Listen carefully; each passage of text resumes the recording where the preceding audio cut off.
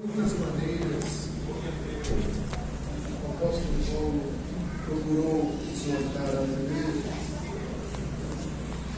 Ele atendia no exercício do seu ministério, sobretudo o zelo que ele tinha por essas comunidades cristãs. A grande maioria delas, ele próprio instituiu, fundou,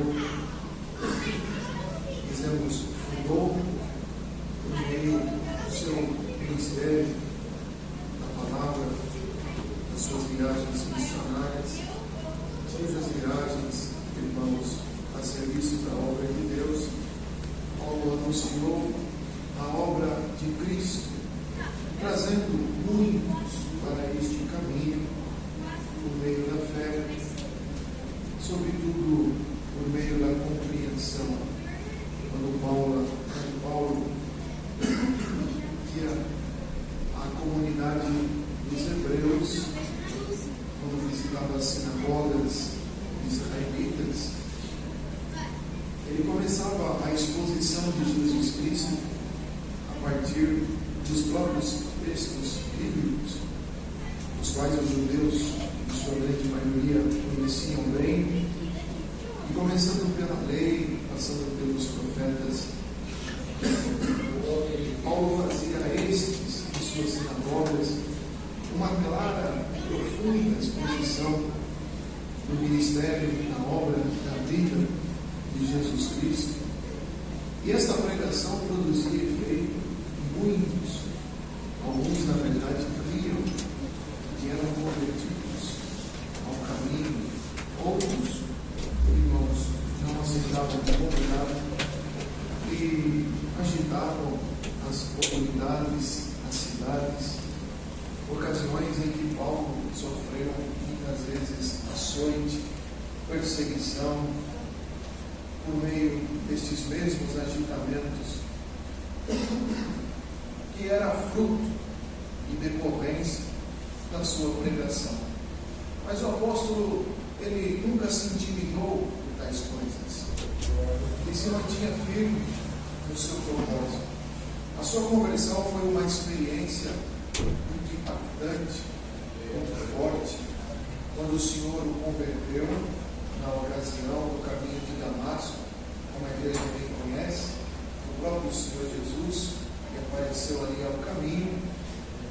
E naquela ocasião, irmãos, Paulo, em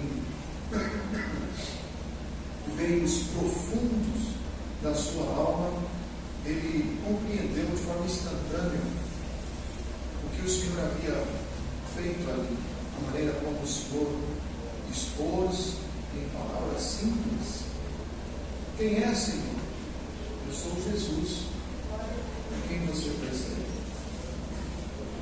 Nesta palavra, irmãos, obviamente, Paulo ali no seu escritor, ele fez uma reflexão muito grande, pois ouvir aquelas palavras cercada de todo aquele resplendor, de todo aquele poder, de toda aquela manifestação, implicaria em o próprio Paulo fazer, operar em si mesmo a substituição instantânea e integral de todas as suas convicções que ele tinha a respeito do caminho.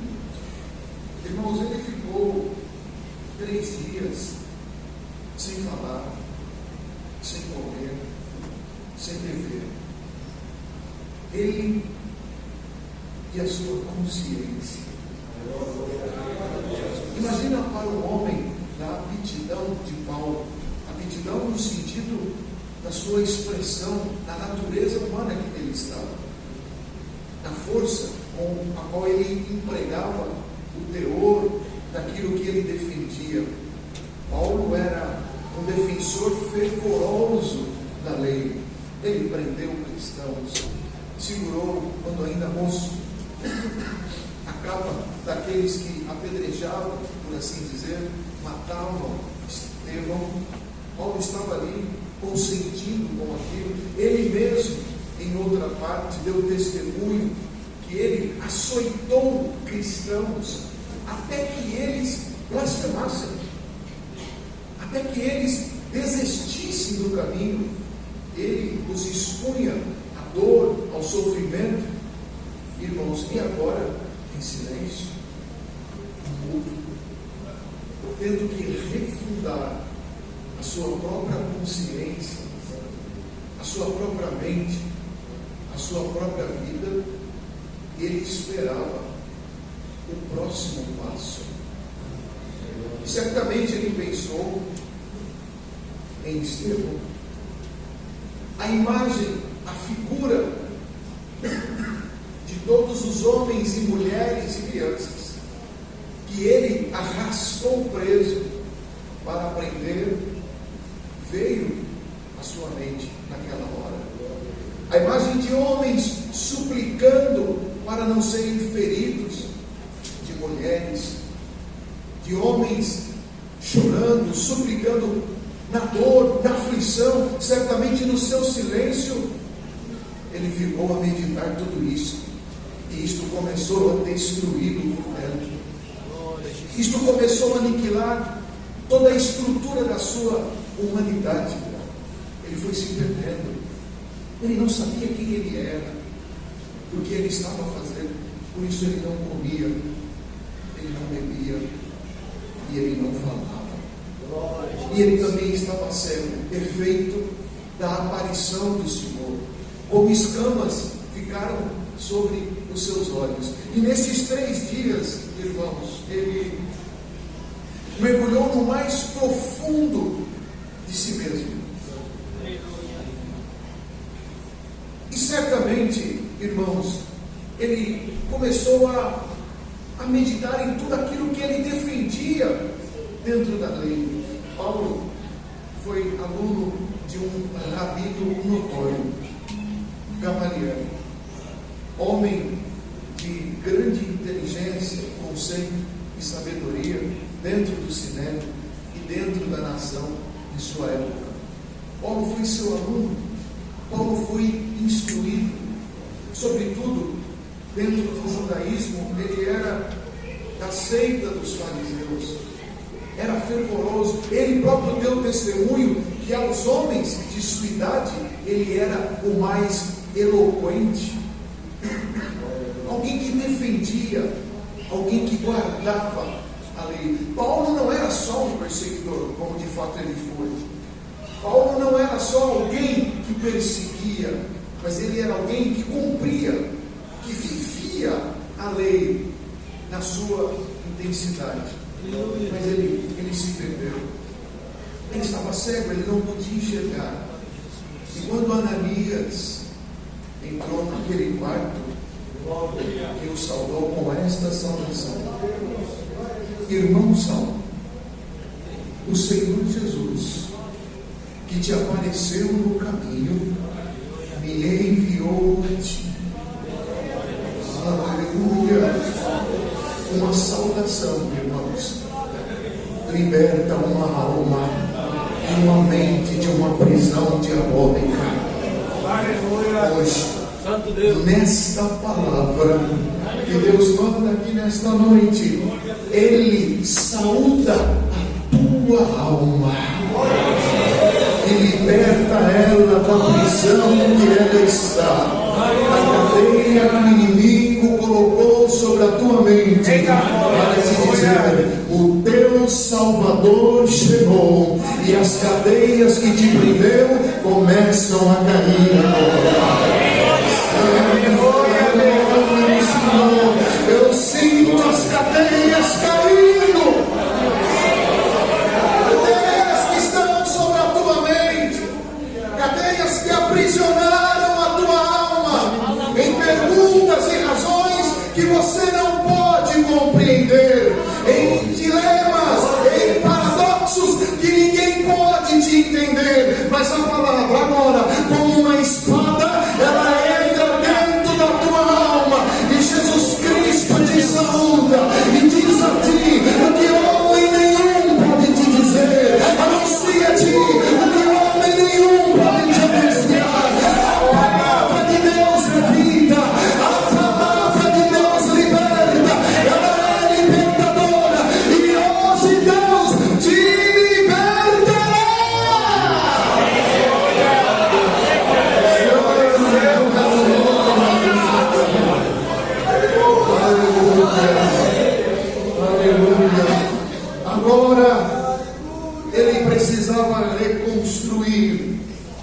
ele precisava refazer toda a estrutura. Ele precisava começar de novo.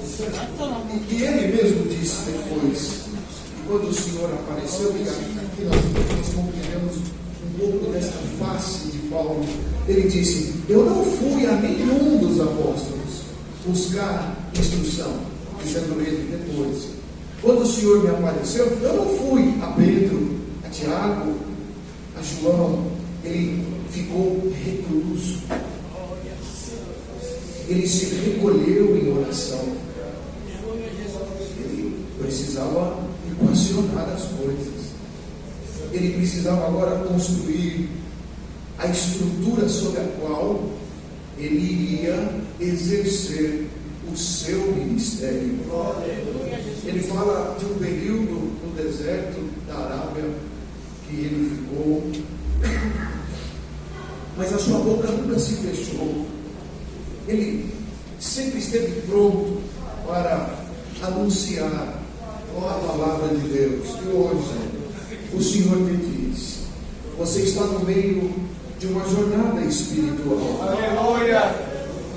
Tudo que trincou dentro de ti, tudo que desmoronou dentro do teu interior, Aleluia, Jesus! embora seja um processo doloroso em que você está até emudecido, sem compreender o que se passa, mas o Senhor te diz: eu preciso estabelecer coisas novas dentro de você. Aleluia. Eu preciso substituir o que se quebrou. Eu vou arrancar, eu vou encher com coisas novas, diz o Senhor. Eu vou pavimentar as estradas da tua vida, aleluia, com algo que você nunca viu. Eu vou permear coisas novas, e sobre esta novidade você vai viver uma nova vida debaixo da graça. Aleluia. Deus vai refundar a tua fé nesta noite.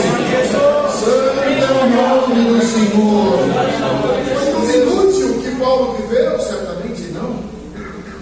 Toda a obediência que ele exerceu na lei, tudo isto se perdeu, tudo isto foi perdido? Naturalmente não. Mas a proposta que o Senhor tinha a ele era preciso substituir. Irmão, igreja, não é que o Senhor está pedindo permissão para ti, não é isso. Mas o Senhor, ele é tão gentil, ele é tão educado e delicado, que ele diz: eu vou adentrar ao teu coração e vou substituir a família da tua fé, uma a uma. Quando alguém entrar na tua casa espiritual, ele vai perceber: mas mudou? Porque a tua palavra vai mudar, o teu jeito vai mudar, a tua visão vai mudar, a tua fé vai estar mais profunda, a tua relação com Deus será mais profunda, porque Deus está constituindo sobre a tua fé elementos profundos, fundamentos profundos, e eles te levarão a uma comunhão mais profunda com Deus.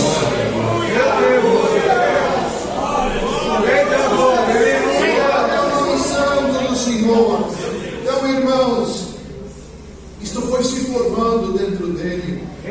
Foi muito rápido, foi muito instantâneo.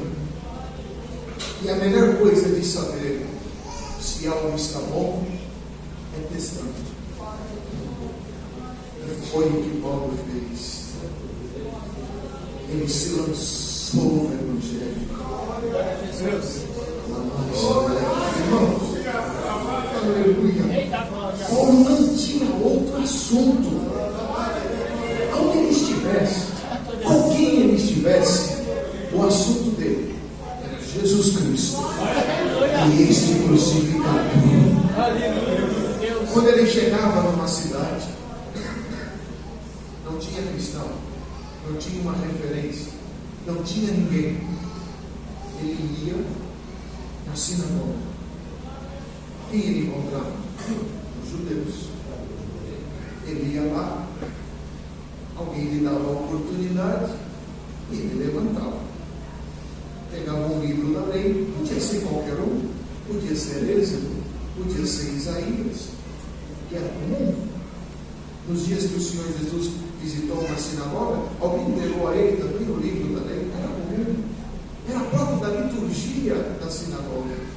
Imagine Paulo chegando num lugar, ele entrava, saudava os irmãos, ele, judeu como era, e estava ali participando. De repente alguém estava, como dizendo assim, a liberdade da palavra, ele levantava.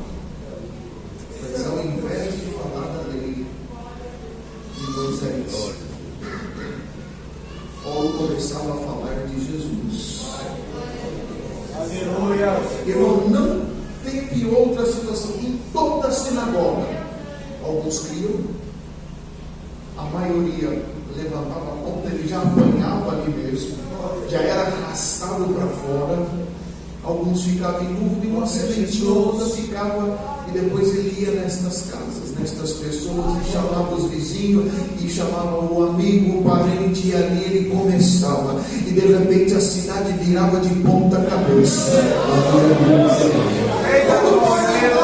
Uma cidade que, por acaso, não tivesse uma sinagoga, como aconteceu, ele ia nos lugares que ali as pessoas se reuniam. Se era numa cidade grega, ele ia no teatro, no aerópago. Ele ia onde tivesse alguém para ouvir. E o assunto era Jesus Cristo e este crucificado. Aleluia. E ele começava a tirar daquele baú que foi quebrado, que o Senhor refez, e o Senhor te diz: eu vou encher o teu coração, porque é santo. Você crê que você vai anunciar a minha palavra, você vai falar da minha obra, e não venha dizer isso: eu não tenho dom. O Senhor não precisa do teu dom, aleluia. Ele só quer que você abra a tua boca, ele vai abrir o coração, ele vai pavimentar as avenidas da conversão, da tua obra, vai ter milagre, vai ter conversão.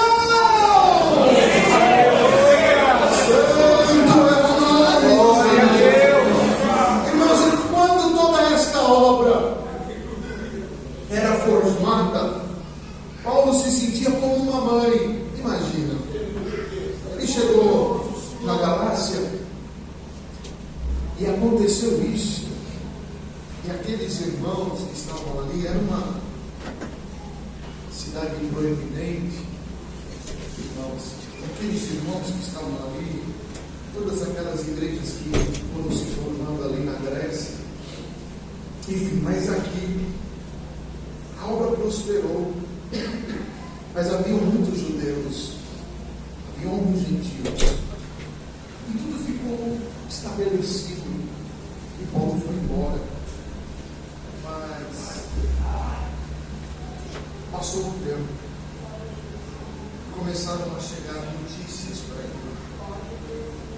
É diferente esta igreja. Ele até cita aqui o nome da família, das pessoas que foram levar a ele esta notícia. E a notícia foi essa: Paulo, lá na igreja dos Gálatas, levantaram-se alguns e começaram a ensinar a lei de Deus, e disseram que se não se circuncidar, não tem salvação. Então, impondo a lei, e muitos enfraqueceram, a igreja está dividida. A respeito disso, embora ele mencione aqui, mas ele trata lá no capítulo 3, nós não lemos, mas ele diz mais ou menos assim: ó insensatos Gálatas, quem vos fascinou para não obedecerdes a verdades a vós perante os olhos de quem Jesus Cristo já foi representado como crucificado? Sois vós tão insensatos, quanto tendo começado pelo Espírito, acabeis agora pela carne? Então ele escreveu esta epístola com o intuito, irmãos, de trazer aquela igreja de volta à plenitude, ao sentimento oriundo, genuíno, que foi gerado primeiramente no coração daquela igreja, no fundamento da palavra de hoje que Deus manda aqui no Jardim Aeroporto.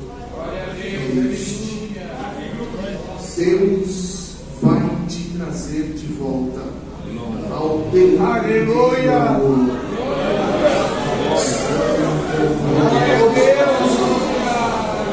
Você deixa o Senhor te trazer de volta aquela simplicidade, quando você não via maldade em nada em ninguém, quando tudo era puro, quando tudo era santo, quando tudo você chorava, quando tudo você abraçava. Não parece que você era mais feliz, e era mesmo.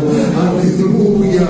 Oh Gálatas, o Senhor com a sua mão forte te trará de volta aos meios da tua pureza, da tua primeira fé, do teu primeiro amor. E sobre esta estrutura o Senhor construirá o edifício da tua salvação. Aleluia, aleluia.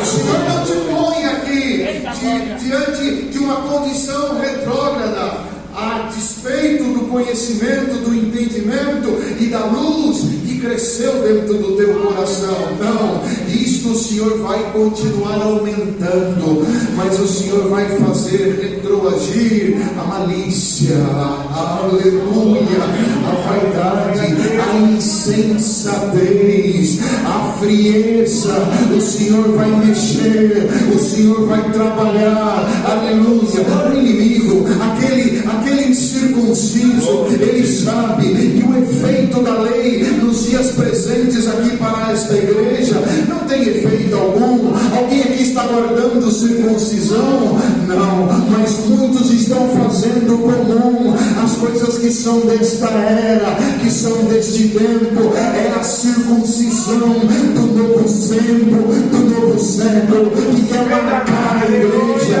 quer colocar a marca, não de Moisés, mas a marca do diabo na igreja, quer te circuncidar com o pecado, quer te marcar na vaidade, quer te marcar na pobreza espiritual.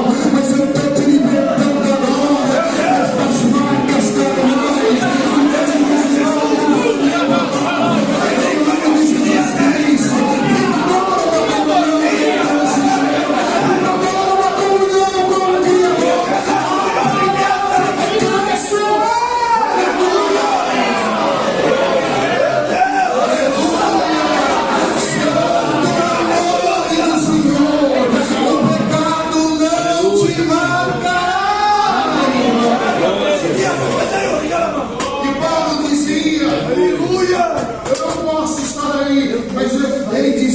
Quem fascinou vocês?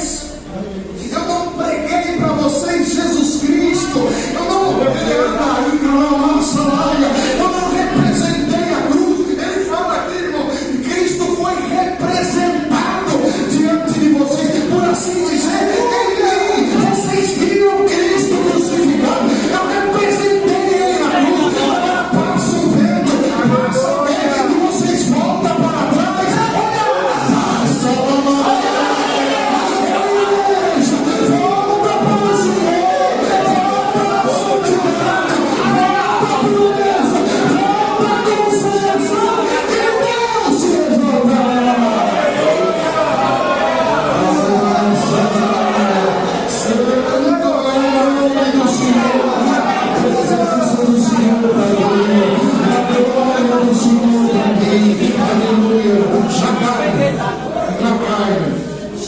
Alguém circuncidado era impossível.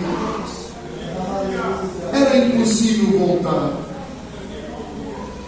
Era impossível. Uma vez circuncidado, estava circuncidado. Aleluia.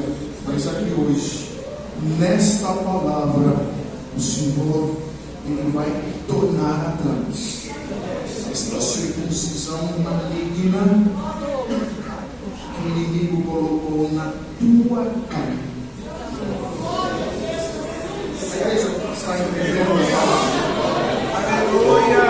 A circuncisão era na carne. A circuncisão não vem nem pela lei. A circuncisão era o selo da promessa em Abraão. A lei vem de 7 gerações depois de Abraão. A circuncisão estava consignada à promessa. A promessa. E hoje o Senhor te diz: a circuncisão da graça é no Espírito.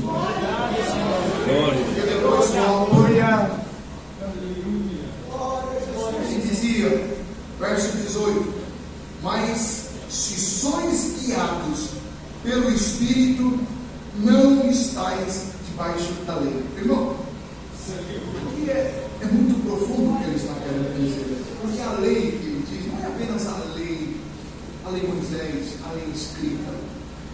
Paulo coloca a lei como tudo aquilo que prefigura não apenas as ordenanças, mas a própria natureza da carne humana, porque é nela que a lei se aplicava. E Paulo dizia que aqueles que se movem pelo Espírito, eles caminham, irmãos, eles vivem, eles enxergam a vida, o mundo, as coisas sob uma perspectiva não natural. Não natural. Aqui está o salto da graça. Se isso aqui fosse uma religião humana, nós trataríamos aqui de dogmas que são expressamente humanos e alguns notariamente bíblicos. Mas como isto é a plenitude dos tempos que haveriam de se revelar e se revelou por meio de Jesus Cristo, então isso aqui é a esposa do Cordeiro. Aleluia! E a esposa do Cordeiro tem com ele uma relação muito mais profunda do que os eixos da religião. Imagine, irmão, se Jesus Cristo iria estruturar a relação dele com a esposa dele em paradoxos humanos, porque a religião, ela é um paradoxo humano, ela é uma, aleluia, ela está relativada nas estruturas humanas, mas a relação de Cristo com a igreja, ela se dá pela operação do Espírito. Então ele diz: eu vou para o Pai e vou enviar o meu Espírito, o Espírito Santo. Ele vai dar tudo que é meu, aleluia. O Espírito Santo enchendo a igreja para que é dele, como que é do céu. Você já não é você agora é parte dele. Quanto mais você cresce na espiritualidade, você vai desaparecendo, ele vai te se substituindo. É o processo de Paulo, lembra?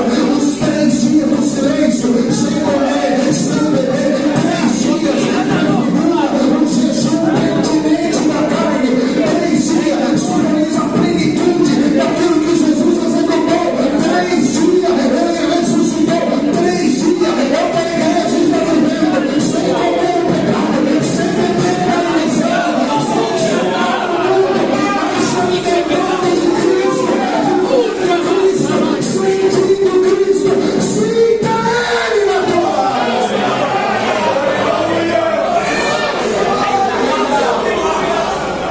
nesta jornada espiritual.